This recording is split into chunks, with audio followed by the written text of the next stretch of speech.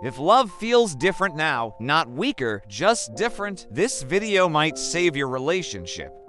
Most people don't lose love.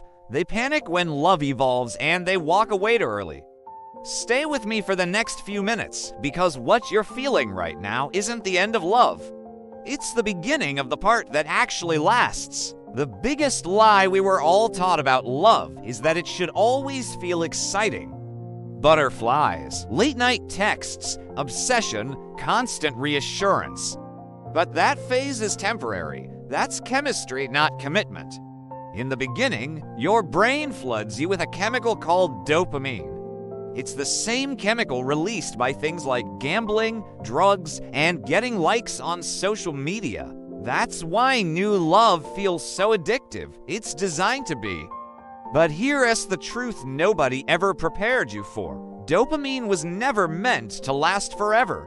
Its job is to get you hooked, to pull you in. When it fades, people assume something is fundamentally wrong. They start saying things like, "I just don't feel the spark anymore," or "we've changed," or the classic, "I think we fell out of love." But no, you didn't fall out of love. You graduated from fantasy. You've completed the first level, so why does love always change? And why is that actually a healthy, good thing? Think about it. Your nervous system can't stay in a state of high alert, survival mode excitement forever. It would be exhausting. So, as dopamine naturally slows down, another hormone takes over, oxytocin. Oxytocin is often called the bonding hormone. It's what creates feelings of safety, deep trust, calm, and genuine attachment. This is the point when love becomes quiet.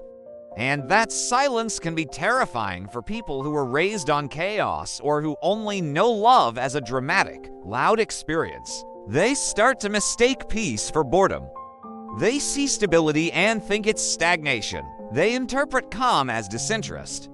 But I need you to listen carefully to this. Peace is not boring. Peace is safe. And safety is the fertile ground that allows love to grow deep roots. You don't build a real future together on a foundation of adrenaline. You build it on consistency, trust, and predictability. Now, this is the exact stage where so many relationships fail. And it's not for the reasons you might think. Most relationships don't end because of cheating, or constant fighting, or a sudden lack of attraction. They end because people don't understand that love has phases. They think love is just a feeling that should always be there, effortlessly. But real love is a skill, it's a practice. So when the initial feeling changes, they stop actively choosing each other. They stop putting in the work. Instead, they start looking for validation elsewhere. They seek the thrill of excitement in strangers, chasing novelty instead of cultivating depth. And let's be honest, social media makes this 1,000 times worse. You scroll through your phone and see curated highlight reels of other couples while you're sitting on the couch dealing with the quiet, mundane reality of a long-term relationship. It's easy to start thinking, why doesn't my relationship look like that? The answer is simple, because real love isn't content. It's the hard work you do in private, when the cameras are off. So, what does long-lasting love actually require? It requires you to ask harder questions.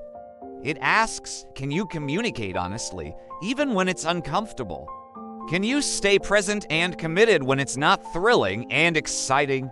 Can you choose understanding over being right and connection over your own ego? At this stage, love stops being about how you feel in the moment and starts being about how you show up for each other consistently. This is where emotional maturity becomes crucial. This is where accountability matters more than apologies. This is where patience becomes a superpower. Think of it this way: infatuation is automatic. It just happens to you, but commitment, that's intentional. It's a choice you make every single day, and yes, this phase of love feels less intense. But it feels so much deeper. It feels like coming home. It feels like being truly seen without having to perform. It feels like being able to rest completely without fear of judgment or abandonment. That's not the end of romance. That is the very foundation of it. So, if you're at this point right now, if your relationship just feels different, please don't panic. Don't make any rash decisions. Instead of assuming the worst, talk. Instead of looking for an escape route, listen. Ask yourselves, are we genuinely growing apart, or are we just uncomfortable with the process of growth itself? Because the truth is, most people don't need a new partner. They need a new level of emotional maturity. They need a new map for this new territory. If this video made you reflect on your own relationship, comment real below. If you're currently navigating this phase of love and this resonated with you, let us know by commenting "I'm here." And if you know someone, a friend, or a family member who needs to hear this message, please send it to them quietly. Because the relationships that last aren't always the loudest ones. They're the ones that understood the phase, embraced the change, and stayed. Thanks for watching.